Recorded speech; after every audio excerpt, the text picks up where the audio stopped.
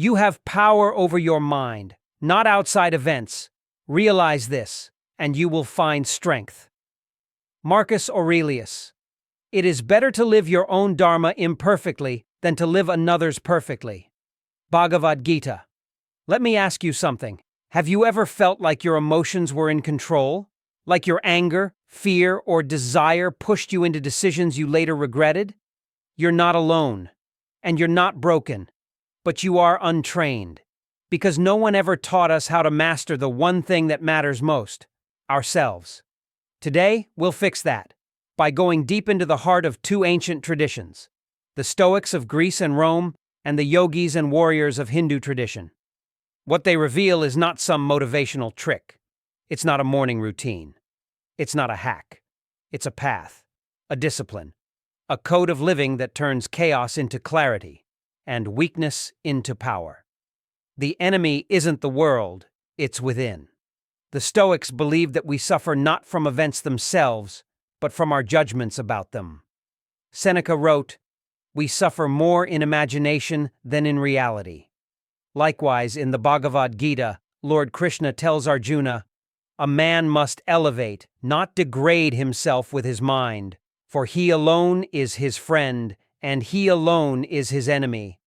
Both traditions point to the same enemy, the undisciplined mind. Not your boss, not the traffic, not your past. It's how your mind reacts to those things.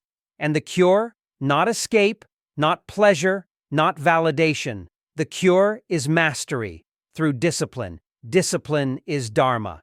In Hindu philosophy, your Dharma is your sacred duty, not given to you by society, but by the structure of reality itself. You don't follow Dharma because it's easy. You follow it because it's right. Arjuna, the warrior of the Gita, didn't want to fight. He was overwhelmed by emotion. He said, "I see no good in killing my kin."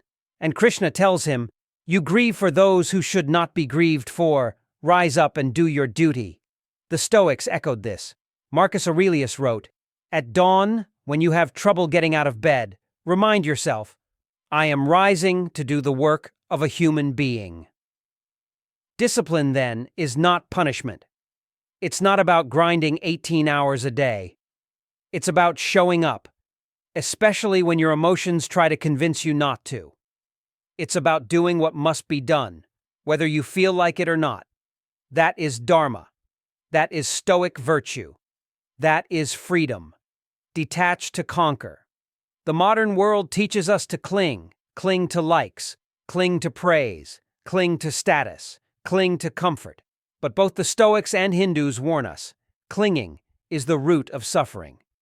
The Stoic Epictetus said, "You are disturbed not by things, but by your opinion of them."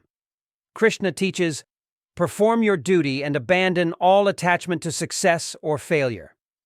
This is not apathy. It is equanimity. It is the power to act without being enslaved by the result. In doing so, you become truly powerful. Because no external loss can shake your internal strength.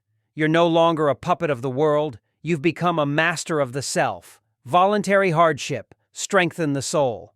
The Stoics practiced voluntary discomfort, fasting, cold, walking barefoot. Why? Because if you only train in comfort, you collapse in crisis. Seneca said, "Set aside a certain number of days, during which you shall be content with the scantiest and cheapest fare, saying to yourself all the while, 'Is this the condition I feared?'" Hindu sadhus and yogis do the same, living with almost nothing, sleeping on stone, meditating in caves, not because they hate comfort, but because they don't depend on it. Every time you choose discomfort, you remind your body that it is not in charge. And every time you delay gratification, you sharpen your will like a sword. Train the mind like a muscle. You don't build strength by lifting once, and you don't build peace by meditating once. Both paths, Stoic and Hindu, train the mind daily. Not for aesthetics, but for battle. Because life is a battlefield. So how do we train? Wake before the world and find stillness. Reflect at night, asking, "What did I do well? What did I fail to master?" Practice silence. Observe your anger, desire, pride, but do not obey them. Choose one discomfort each day and walk through it, willingly, silently, gratefully. Over time, these acts form identity. You don't need to feel disciplined. You become a disciplined person. Emotion is a tool, not a master. Emotions are not evil. They are part of the human experience.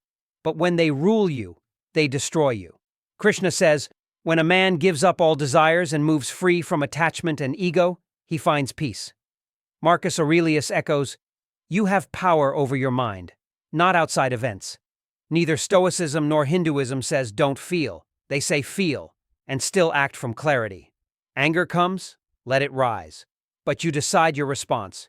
Fear shows up? Good. That's your I.